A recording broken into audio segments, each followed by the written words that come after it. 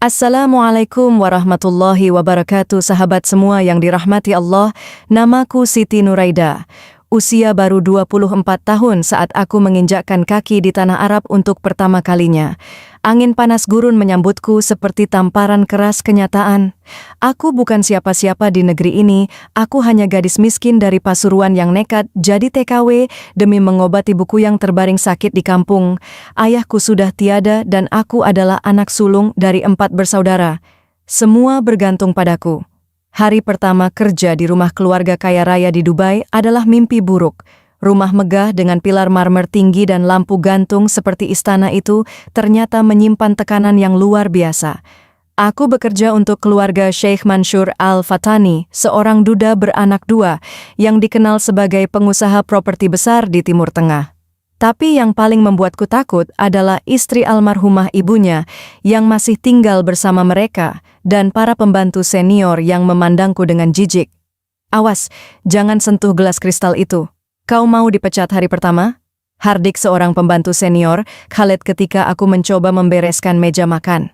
Aku hanya menunduk menahan air mata. Di sini aku bukan manusia, aku cuma pelayan miskin dari negeri jauh. Hari-hariku penuh luka. Aku tidur di gudang kecil dekat dapur, hanya beralas tikar tipis. Makan pun hanya sisa makanan dari dapur. Tapi aku bertahan, aku menahan tangis tiap malam sambil memandangi foto ibu dan adik-adikku. Sabar, Nuraida. 1 tahun saja lalu kau bisa pulang bawa uang untuk beli sawah dan obati ibu, bisikku sendiri di gelapnya malam. Hingga suatu hari, kejadian itu mengubah segalanya. Putra bungsu majikanku, Amar yang baru berusia 7 tahun sedang bermain di dapur saat panci besar berisi air mendidih hampir menimpanya. Aku tak berpikir panjang. Aku lompat dan menarik tubuh kecil itu menjauh, tapi air mendidih itu mengenai tangan kiriku. Aku menjerit. Tubuhku gemetar kesakitan. Kulit tanganku melepuh parah. Aku pikir aku akan dimarahi karena ceroboh. Tapi siang itu, untuk pertama kalinya Sheikh Khalid sendiri datang menemuiku. Dia duduk di kursi ruang tamu dan memanggilku dengan suara dalam yang tegas namun tenang. Kau menyelamatkan anakku, ucapnya lirih. Tanganmu luka parah, tapi kau tak mengeluh sedikit pun. Aku hanya diam, tak berani menatapnya. Tapi aku bisa rasakan dia menatapku bukan seperti pembantu. Ada sesuatu dalam sorot matanya yang tak bisa aku mengerti. Hari-hari berikutnya berubah pelan-pelan. Luka tanganku dirawat oleh dokter pribadi keluarga Sheikh Khalid, memberiku salep mahal, dan bahkan memperbolehkanku tidur di ruang kecil yang ada AC-nya. Para pembantu lain mulai iri dan bisik-bisik terdengar setiap kali aku lewat. Namun yang paling membuatku gelisah adalah perhatian dari Sheikh Khalid yang makin hari makin sering. Dia mulai mengajakku bicara saat sarapan, menanyakan kabar keluarga di Indonesia, bahkan memberiku baju baru di hari ulang tahunku. "Kenapa kau begitu baik pada saya, Tuan?" tanyaku suatu malam saat dia mengantarku makanan. Dia tersenyum kecil. "Karena kau berbeda, Nuraida. Kau bersih, sabar dan tulus. Kau lebih mulia dari banyak wanita yang kutemui." Aku tak bisa tidur malam itu. Hari demi hari perasaanku campur aduk. Aku tahu ini salah. Aku hanya pembantu. Dia majikanku. Tapi setiap tatapannya membuat dadaku sesak. Setiap senyumnya membuat aku ingin menangis. Lalu datang malam yang tak akan pernah kulupakan. Sheikh Khalid memanggilku ke taman belakang. Malam itu bulan menggantung penuh di langit Dubai. Dia berdiri mengenakan gamis putih panjang dan tangannya menggenggam kotak beludru merah. "Nuraida," katanya pelan, "aku ingin menikahimu." Dunia seolah berhenti. "Apa?" bisikku, mataku membelalak. "Tuan bercanda." "Aku tak pernah bercanda dalam urusan hati. Aku ingin kau menjadi istriku, ibu dari anak-anakku, dan aku akan memberikan mahar yang layak untuk wanita sebaik dirimu. Aku akan beri kau 50 kilogram emas sebagai bukti bahwa cintaku padamu bukan main-main." Tubuhku gemetar, air mataku menetes tanpa bisa aku tahan. "Tuan, saya ini hanya pembantu. Saya tak pantas. Kau pantas, Nuraida. Sangat pantas, bahkan lebih dari wanita manapun." Malam itu aku kembali ke kamarku dengan hati berantakan. Bahagia, takut, ragu. Tapi satu hal yang pasti, hidupku tak akan pernah sama lagi. Sejak malam itu, langkahku di rumah Syekh Khalid tidak lagi sama. Setiap sudut rumah seperti memiliki mata. Para pembantu menatapku dengan tajam, bergumam pelan jika aku lewat. Bahkan ibu Syekh Khalid yang biasanya tak mempedulikanku, kini memerhatikanku seperti memerhatikan duri dalam daging. Berita tentang lamaran Syekh Khalid padaku menyebar cepat seperti badai di tengah gurun. Tak butuh waktu lama, aku menjadi bahan gunjingan, tak hanya di dalam rumah, tapi juga di lingkungan para keluarga Al-Ittihad. Seorang TKW Indonesia menikahi keturunan bangsawan Al-Mansur, begitu mereka mencemooh. Pagi itu, saat aku tengah membersihkan ruang tengah, Ibu, Syekh Khalid memanggilku. Suaranya dingin penuh tekanan. Aku berjalan pelan ke hadapannya, tubuhku gemetar. Di sampingnya duduk dua wanita berpakaian hitam. Salah satunya adalah kakak ipar Syekh Khalid yang terkenal sombong. "Kau pikir siapa dirimu sampai berani menerima lamaran anakku?" ucap ibunya. Matanya menatapku tajam. "Kami ini keluarga terhormat. Bukan tempat untuk pembantu miskin dari kampung." Aku menunduk, tak berani menjawab. "Kau akan dipulangkan minggu depan. Tiketmu sudah dipesan. Kau tidak akan merusak nama keluarga ini," sambungnya. Hatiku hancur. Tapi sebelum aku sempat pergi, suara berat Syekh Khalid menggema dari pintu. "Tunda kepulangan itu," katanya tegas. "Jika kalian memaksa, maka akulah yang akan meninggalkan rumah ini." Semua terdiam. Matanya memandang ibunya langsung. "Aku mencintainya dan tidak ada satupun dari kalian yang bisa mengubah itu." Aku menangis malam itu, bukan karena kebahagiaan, tapi karena ketakutan. Ketakutan karena aku tahu, sejak hari itu hidupku benar-benar dalam bahaya. Keesokan harinya, satu fitnah dilancarkan. Gelang emas milik ibu Syekh tiba-tiba hilang dari laci kamarnya. Dan entah bagaimana ditemukan di bawah tumpukan kain di lemariku, aku tak tahu menahu, tapi mereka menuduhku membentakku, menggiringku ke hadapan polisi. Syekh Khalid datang terlambat, aku sudah duduk gemetar di kantor polisi, air mataku tak berhenti mengalir, harga diriku diinjak, namaku dicemarkan. Padahal aku tak pernah menyentuh barang itu, namun segalanya berubah ketika CCTV rumah diperiksa. Terlihat jelas ada tangan seorang pembantu senior yang menyelipkan gelang itu di lemariku saat aku sedang membersihkan lantai.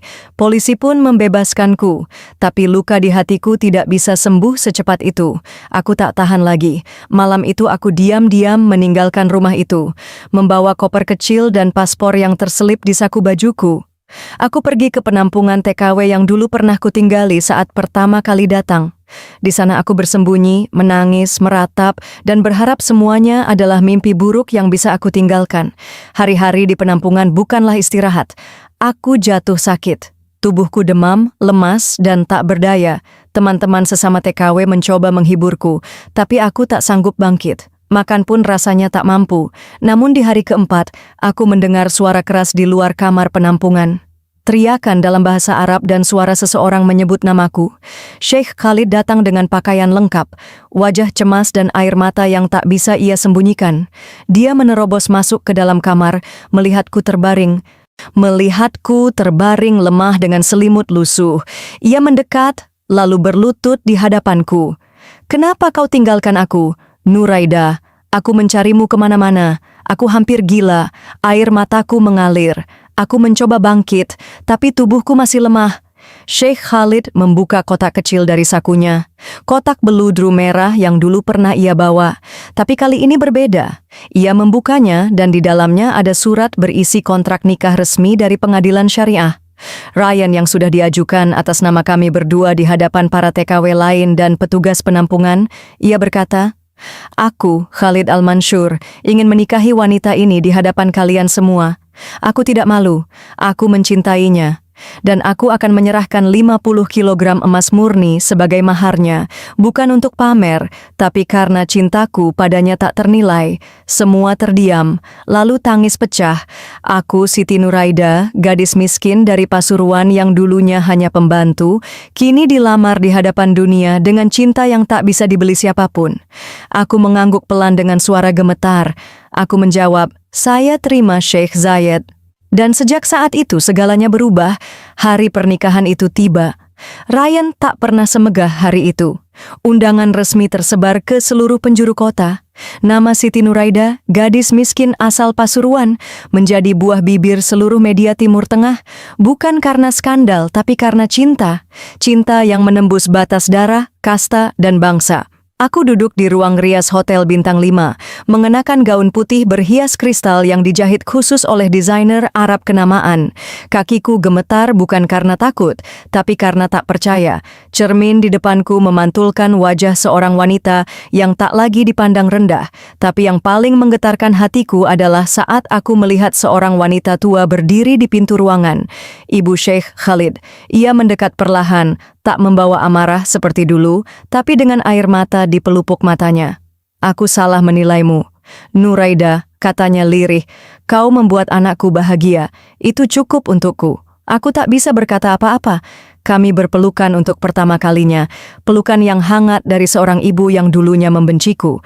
Pernikahan itu digelar di sebuah gedung megah yang biasa dipakai bangsawan Arab. Undangan datang dari berbagai penjuru, pengusaha, ulama, pejabat tinggi, hingga selebritas Timur Tengah. Semua ingin menyaksikan pernikahan yang disebut-sebut sebagai pernikahan paling kontroversial dan mengharukan dalam dekade ini. Di hadapan penghulu dan saksi, Sheikh Khalid mengucap ijab kabul dalam bahasa Arab yang fasih. Dan aku dengan suara yang bergetar menerima lamaran itu dengan sepenuh hati. Mahar yang ia janjikan bukan isapan jempol. 50 kilogram emas murni diserahkan dan dipajang di tengah pelaminan. Bukan untuk pamer, tapi sebagai simbol perjuangan dan cinta. Media internasional mulai meliput. Wawancara pun datang silih berganti. "Apakah Anda menyangka akan dinikahi oleh majikan Anda sendiri?" tanya seorang reporter dari Al Jazeera. Aku tersenyum lalu menjawab, "Saya hanya gadis miskin yang ingin membantu keluarga, tapi Allah punya rencana lebih indah dari yang saya bayangkan." Pesta mewah itu, hidupku berubah drastis. Namun, aku tak melupakan asal-usulku. Sebulan setelah menikah, aku pulang ke kampung. Bukan dengan tangan kosong, tapi membawa harapan bagi banyak orang. Aku bangun pesantren gratis untuk anak-anak yatim dan duafa. Aku dirikan sekolah untuk para perempuan agar tak lagi merasa pendidikan hanya milik orang kota.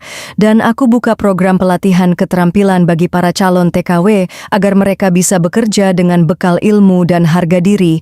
Ibuku menangis saat aku pulang. Ia tak menyangka anak gadis yang dulu dilepasnya ke negeri orang kini kembali sebagai seorang istri pengusaha Arab. Tapi yang paling membuatku terharu adalah saat ia berkata, "Kamu bukan cuman anakku Nuraida, kau kebanggaan kampung ini."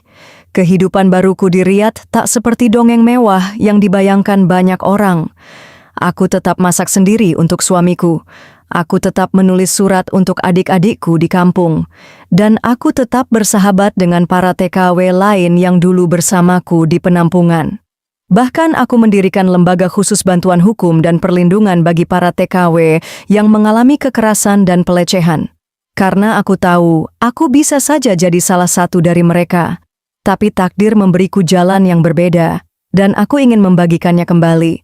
3 tahun setelah menikah, aku dan Sheikh Khalid dikaruniai seorang anak perempuan. Kami beri nama Nur Al-Farhana yang berarti cahaya kebahagiaan. Di akhir tahun, sebuah rumah produksi dari Timur Tengah menghubungiku.